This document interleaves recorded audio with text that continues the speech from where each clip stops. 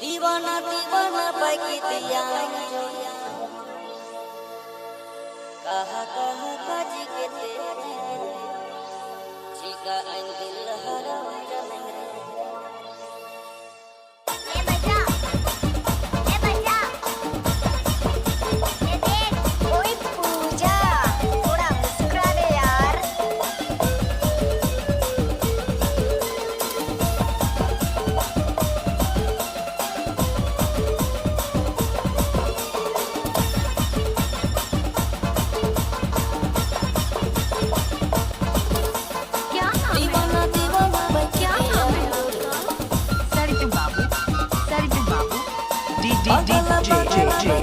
DJ Mix by DJ कौन है?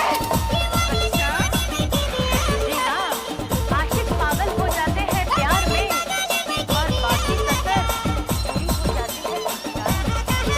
आशिक पागल हो जाते हैं प्यार में और बाकी कसर पूरी हो जाती है इंतजार में। मगर ये लड़कियां नहीं समझती, पानी पूरी खाती फिरती है बाजार में।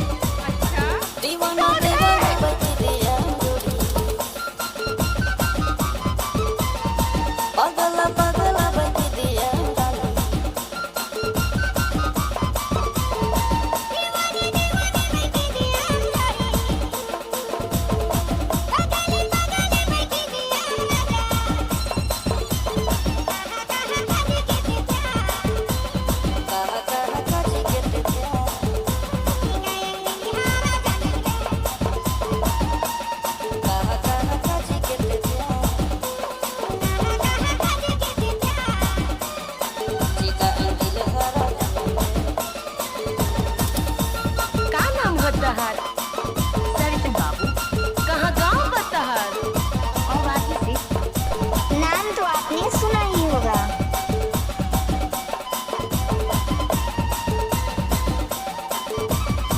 सरजराज चतरा सरजराज चतरा किल्लर निकल संगीत से सजाया है मिस्टर